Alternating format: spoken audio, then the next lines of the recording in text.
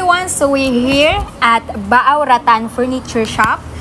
Dito po sa San Isidro, Baaw, Camarines Sur, at kasama ko po ngayon ang owner na si Ma'am Aurora Bulalakaw. And ibabahagi niya din po kung ano yung naging history nito nga kanyang rattan business and kung paano ito nagsimula. Good afternoon. Nagsimula ito noong year 2000. Umuwi ako from Taiwan. Tapos, yun, nag-start ako ng business kasama ko yung dalawa kong kapatid. Nagtatrabaho sila dati sa pang-export ng mga rattan. Ayun, nag-local kami. Kaya itong naumpisahan kong business. So parang sa family nyo din, sa family business din po. And sila yung nagtitrade po sila, nag-export po sila. Kaya yung naisipan nyo po is dito din naman. Nagtatrabaho sa export. Okay. And then kayo po yung nag-decide kayo na mag-local. Okay. So kailan nyo po ma'am sinimulan na itayo itong business nyo po? July 28, year 2000. July 28, year 2000. So sa pag-business niyo po, sino po yung mga target market niyo po? Wala, yung dito lang sa akin.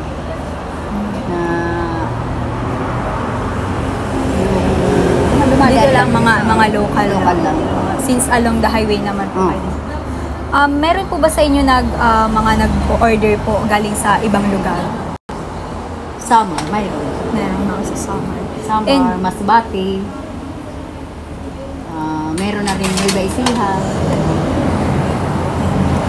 Napansin po kasi namin sa ibang designs po. Meron po bang nag-order sa inyo sa mga resorts po? Marami sa mga resorts. Mga resorts. Beach. Mga beach. Beach and resorts. Hotel. Ano po ma'am yung best seller nyo po? Halos parehas. Yung rattan na mga sala sets po. Sala set.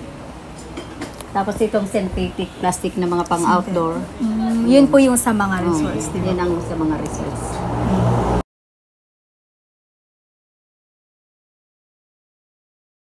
Dito yung framing po.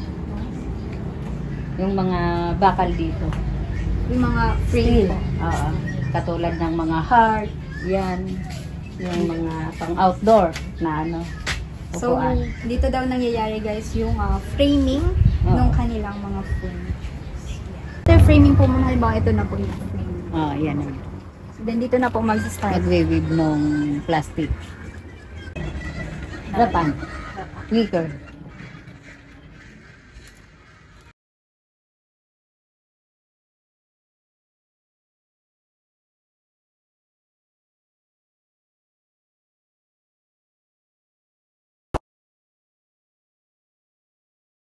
Rattan materials, minsan mahirap.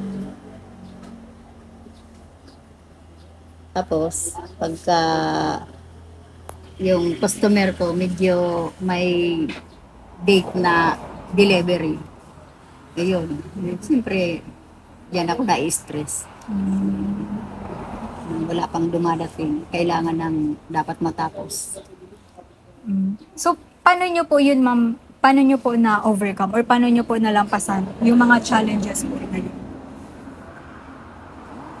Ano lang? Mas tinrabaho nyo po? Oo. Or kung nagdagdag po ba kayo ng mga labor, ganyan? Oo. Dadagdag minsan ng mga trabaho. Mga trabahador po.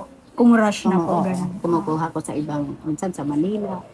Ay, nag-ano pa po kayo sa Manila? Pagka ganyan mga yung kailangan rough, yung nagdadagdag kami ng trabaho. Mostly po ba ma'am sa mga trabahador nyo po, taga dito lang din? Or taga dito lang Taga din rin. po? Pag kailangan lang po talaga. Mayroon galing Manila. Ano po ba yun ma'am? Tinuruan nyo po or parang may skills na po talaga May skills sila? nila.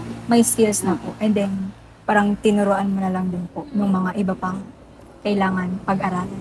O yung iba din dito, tinuruan na rin namin. Tinuruan. Dito na nato.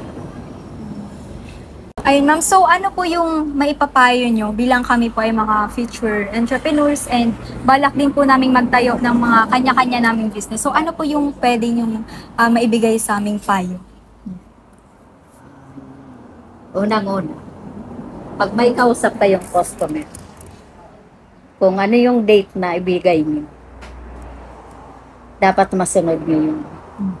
Hindi yung nagbigay kayo ng date, tapos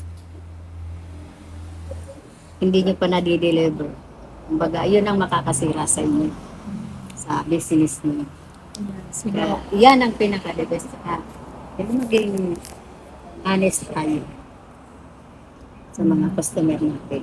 Ayan. So, maging sunod lang po sa oras, Oo. gano'n. Kung ano yung usapan niyo sa customer, kasi siyempre magbibigay kayo ng date eh. Yes Lalo po. pag may mga, yung may okasyon May sila. mga okasyon. Yes. Ayun, dapat 3 days before na usapan nyo, dapat naka-ano na yan, naka-prepare na yung pan-deliver nyo. Yes po. Okay. Hindi yung kung kailan pizza na, diyan kayo yan ang unang makakasira sa inyo. Yan pa, isa pa yung quality. Yun dapat i-maintain nyo yung good quality. Kasi para yung customer ang nag-a-advertise. Oo, yan, ganyan sa amin. Ang customer namin ang nag-a-advertise sa amin na tulad ng customer na yun. Marami ang nagturo sa kanila na dito sa amin bumili. Kaya yun galing pang Legazpi yun, sinadya lang sa amin. Parang hindi na dayo na po talaga.